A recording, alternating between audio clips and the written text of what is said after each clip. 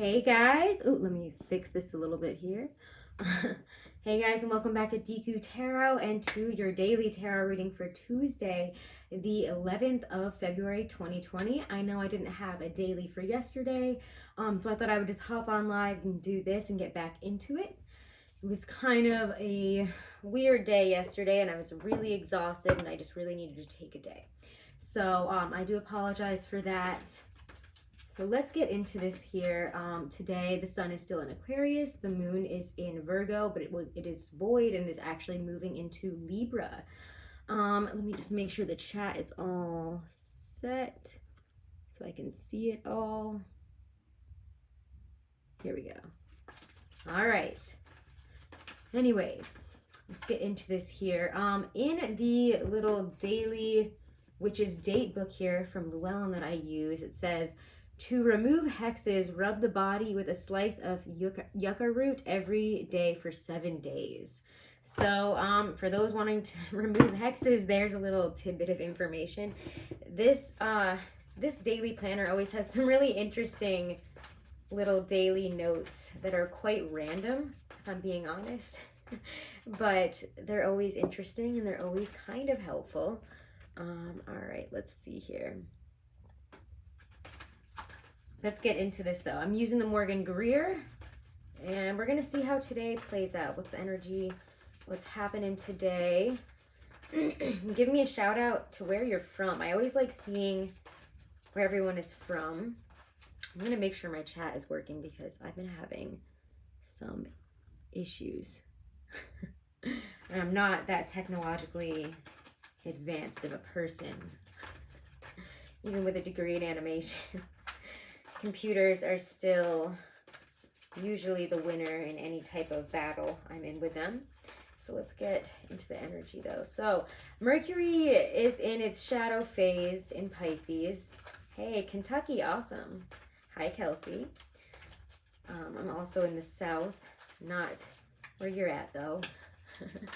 I'm in Florida.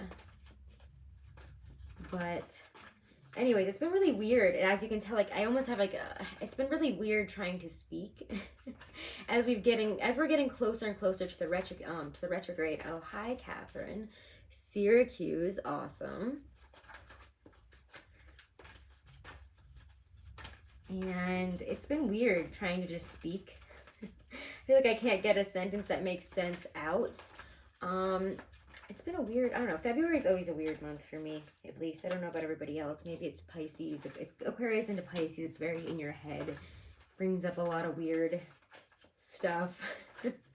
All right, and of course you would come out, huh? Oh, of course. I like to see that, though. All right, so the energies are still quite intense as we leave this Leo full moon. I feel, how's the Leo full moon for you guys? Put that in the comments because I'm just curious, because it was really, I don't know, I didn't sleep for like 3 days. I feel like I barely slept the day before and the day, the night of the full moon. I was just like, I could not stay asleep and I was really exhausted after, and it was very, just a weird emotional time. Full moons are not as fun for me as new moons, if I'm being honest. All right, so let's see. It seems like we're still coming out of that energy here. Vivid dreams. Yeah, the dreams have been really weird. I actually have been remembering, or at least when I wake up, I'm like, what the heck? I woke up today and I thought my dream was real, or it was real life. Because when I dream, I lucid dream. Oh, this is interesting. All right, one more. Oh, of course. Okay, 2 cards that I absolutely knew we would see today are right out on the table bookending this reading. So why don't we just start there? We have the Death card and the Moon, 2 major arcana. Yeah, super draining energy. And this kind of is this drained point of, we've been through a lot of transformation, or we've probably had to deal with some endings or some release, and at least face some things that need to end or have needed to end for a while. And I feel like that has been coming up, even maybe probably before the Leo full moon, but if it didn't hit right on it, I think that we're just kind of feeling that stuff, at least the bigger, or whatever. I'm trying to English my way through this. Thank you, retrograde. That hasn't even fully started. But it feels like things are falling away, and what is being left is a real clear distinction of what we need to let go of and what we need to step away from and what we need to move to. Well, maybe not even so much what we need to move toward, but we're getting very clear, at least, on that fact that we need to leave something behind. And it could be a kind of weird, confusing, strange time where not all the answers are there, not all the clarity is there, because the moon is right there, unfortunately. And when the moon shows up in a reading, I know that there's confusion, that there's a lot of emotional stuff going on, emotional weirdness, Piscean energy here. It talks about, our fears and what is not real kind of coming up and taking a more vivid presence in our lives. The questions that we're having: what's going on, why are we feeling this way? It's kind of an unnamed feeling, but we know that something is about to change, I think, for some of you. And I think it has a lot to do with wanting to move forward in some area where we felt really stagnant, and we might have been even very defensive about. We might have put up some walls about this situation. I don't really want to change this, I don't really want to deal with this right now, I don't really want to face this. And yet you're kind of ready to do so here. So I say that, and we get two queens in this reading.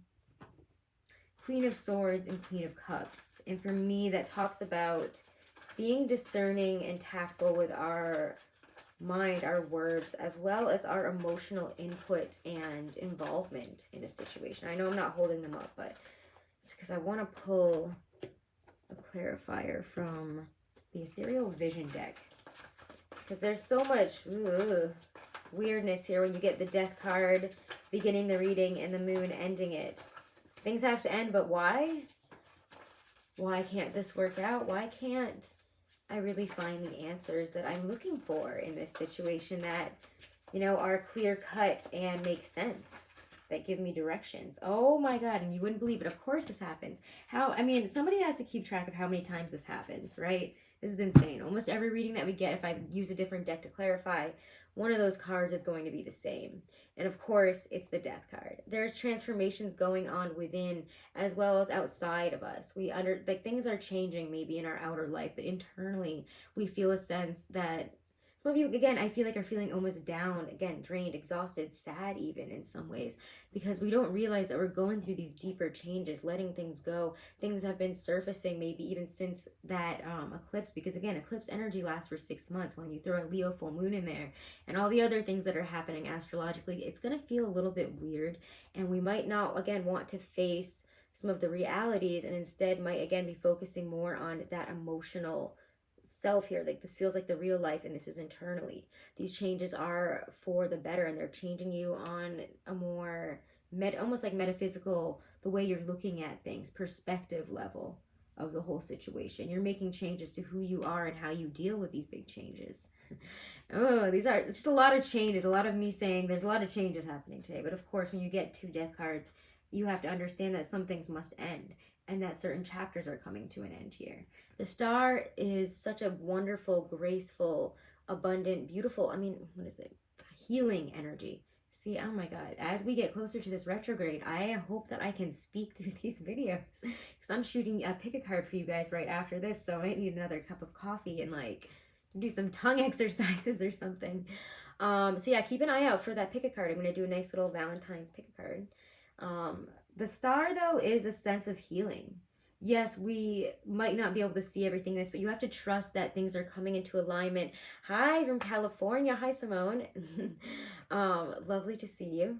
So again, the Star is this sense of things kind of coming together with the moon and the star. It just feels like things are coming together, and we have to trust the process. There's higher things at work here. There's a lot of big energies of change and healing and working towards a better and more transcendent way of being, of life. So some of you, this might be more spiritual awakening kind of stuff. Hello from Michigan. And hi. There's just a lot of really, I don't know, let's get one card that it's hopefully not a major arcana that'll sum this up in a less than big picture, Aquarian kind of way, like where you're looking at a whole globe. And I feel like maybe that's, yes, it's like you're looking at all this change from the inside and you're feeling inside, but you're also looking at it from this bird's eye view, this bigger picture. There's a lot of weirdness here, and that's why I feel like there could be some exhaustion. Okay.